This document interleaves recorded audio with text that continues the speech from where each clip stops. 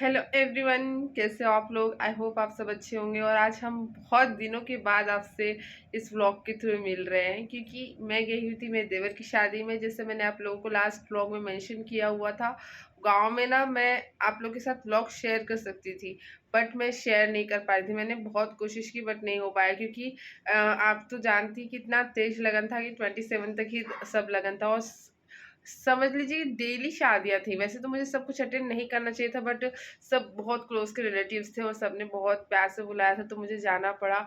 और इतना ज़्यादा हेक्टिक हो गया ना कि वहां से आने के बाद 4 दिन तक तो मैं सो ही रही हूँ। आज मेरा चौथा दिन है जिस दिन मैं कुछ जागी हूँ। तो मैंने सोचा कि व्लॉग के थ्रू आप लोगों को बता दूं कि मैं आ चुकी हूँ वापस अपने बनारस, जहाँ नेटवर्क होता है।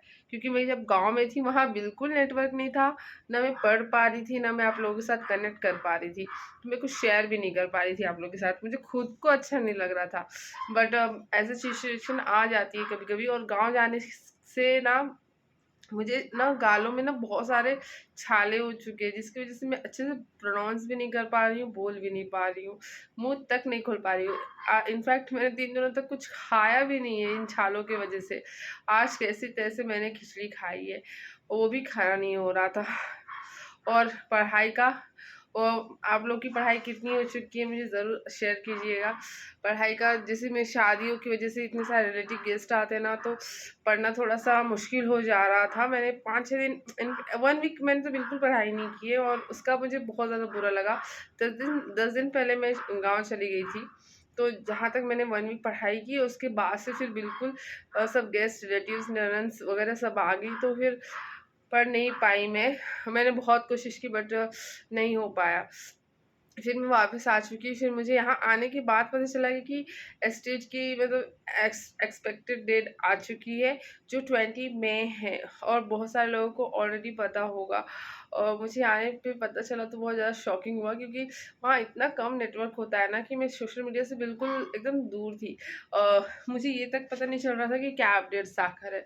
बट मैंने सोचा कि अब कुछ ही दिन की बात है, चली जाती हूँ। फिर मैं यहाँ आई तो मुझे पता चला कि उसकी भी डेट आ चुकी है, और बीपीसी टीआरटी 3 की भी डेट आ चुकी है। तो अब ना बहुत ज़रूरी हो गया है, जितने भी कंसेप्ट है ना वो थोड़ा थोड़ा सा भूल चुकी हूँ मैं। जब आपका फ्लो पढ़ाई से हट जाता है थोड़ा सा ना, तो फ्लो को वापस लाने में ना थोड़ा टाइम लगता है। जैसे मैं पहले 8 घंटे 6 घंटे एकदम पढ़ लिया करती थी। अभी जैसे आई हूँ तो मुझे इतनी ज़्यादा नींद आ रही है कि पढ़ने का बिल्कुल मन ही नहीं कर रहा है। बट जॉब तो चाहिए ना, तो उसके लिए estate is must, and stated qualify करना इज़ ऑल्सो मस्ट। तो मुझे कैसे भी एस्टेट तो निकालनी होगी, this is a first priority. अगर ये नहीं निकलेगा तो फिर मैं बीपीएससी टीआरई 4 के लिए एलिजिबल नहीं होंगी, और मेरे जैसे जो भी कैंडिडेट है वो भी नहीं होंगे। तो एस्टेट निकालना इज़ वेरी इंपॉर्टेंट। एंड उसके साथ ही एस्टेट की पासिंग मार्क तो सबको पता है कि 50% चाहिए जनरल कैटेगरी को, और जो ओबीसी है 40%, तो 45 समथिंग है। तो आप लोग को ये तो पता ही होगा। बट अगर एस्टेट क्वालिफाई करना है, मैं तो जनरल कैटेगरी से हूँ, तो मुझे 75 मार्क्स तो लाने ही पड़ेंगे।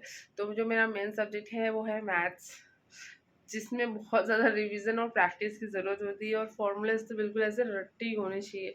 तो उसमें बहुत सारा मुझे ना ऐसा लग रहा है सब भूल सा गया है, सब कुछ मुझे फिर से रिवीजन करना होगा। और मैं अपने साथ क्वेश्चन पेपर की बुक भी ले गई थी, बट मैंने उसमें से कुछ ही कुछ सॉल्व किया होगा, कुछ ज़्यादा सॉल्व नहीं कर पाई। बट मैं वो पूरा अब ना अपने इस वीडियो के थ्रू मैं आपको बताऊंगी कि मैं चैलेंज लेने वाली हूँ कि कैसे कैसे मैं कितने क्वेश्चन पेपर सॉल्व करती हूँ, क्या पढ़ती हूँ, कैसे कैसे मैं अपना सिलेबस जल्दी से कंप्लीट कर लेती हूँ। और अगर आपको भी मेरे साथ चैलेंज लेकर पढ़ना है तो आप मुझे फॉलो कर सकते हैं, और मैं कुछ गलतियाँ करती तो मुझे सजेस्ट भी कर सकते हैं, और कुछ नई चीज़ें तो बता भी सकते हैं। जो मेरे पास नॉलेज है मैं आप लोगों के साथ शेयर करूँगी। तो यही आपको इस वीडियो में बताना था कि अब हमारे पास बिल्कुल टाइम नहीं। आज 1 मई है, और 1 मई एक न्यू स्टार्ट, मतलब न्यू जर्नी समझकर आज से मैंने अपना दिन शुरू किया है, जिसमें मैंने मॉर्निंग में 2 घंटे पढ़ाई किया। अभी मेरे इन लॉज गाँव में हैं, और मेरी दादी सास जो है वो बहुत ज़्यादा बीमार है, तो वो भी शायद बनारस आने वाली है। तो अभी तो मेरे दोनों बच्चे मेरे साथ ही है, क्योंकि जो मेरा बड़ा बेटा है उसका स्कूल स्टार्ट हो गया, बट अभी उसकी तबीयत ख़राब है, तो उस पर भी थोड़ा ध्यान देना पड़ता है। तो उसकी तबीयत ठीक हो जाएगी तो उसके बाद वो स्कूल जाएगा। और पीहू है तो अब वो धीरे धीरे बड़ी हो रही, तो वो भी बदमाशी करने लगी। पहले छोटी थी तो एक जगह पड़ी रहती थी तो ज़्यादा टेंशन नहीं, तो पढ़ लेते थे।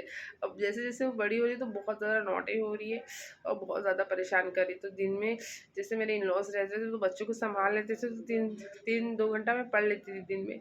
बट अभी वो नहीं है तो 1 घंटा तो मैं पढ़ लेती हूँ जब पीहू सोई रहती है। बड़ा बेटा थोड़ा समझदार है तो समझ जाता है। और कोशिश आज मैंने जैसे न्यू स्टार्ट किया तो मैंने बताया आपको 2 घंटे पढ़ लिया था। और अभी मैं वीडियो शूट कर रही हूँ जब बज रहे हैं 10:30 समथिंग। और इसके बाद मैं अभी जाकर 2 घंटे और पढ़ने वाली हूँ। मतलब मैंने खुद से डिसाइड किया था कि मैं थोड़ा धीरे धीरे स्टार्ट करूँगी। आज 4 घंटे पढ़ूंगी, कल 5 घंटे, फिर 6 घंटे, ऐसे कर करके मैं अपना टाइम बढ़ाऊँगी और मेरा जो भी चैलेंजेस है उसको कंप्लीट करूँगी। ये सब सब कुछ करने के बाद देखिए ना आपके अंदर खुद ही अलग सा चेंज आएगा। जैसा मुझ में चेंज आएगा वैसा आप में भी आएगा।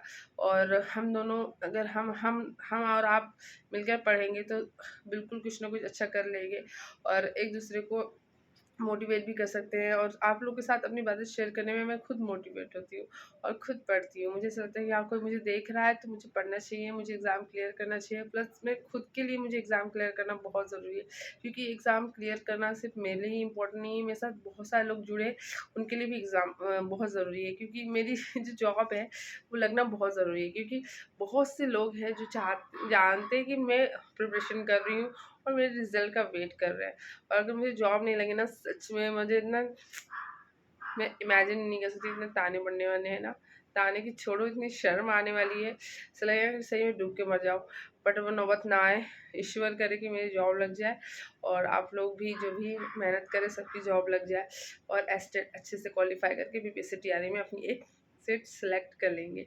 तो इसी के साथ मिलते हैं नेक्स्ट वीडियो में। और अब नेक्स्ट वीडियो होंगे मेरे चैलेंज वाली वीडियो, कि मैं कैसे पढ़ती हूँ, बच्चों को कैसे मैनेज करती हूँ, कैसे कैसे मैं अपना सारा क्वेश्चन पेपर सिलेबस सब कुछ कैसे कंप्लीट कर रही हूँ, मैं आप लोग को सब बताऊंगी 20 डेज चैलेंज लेके।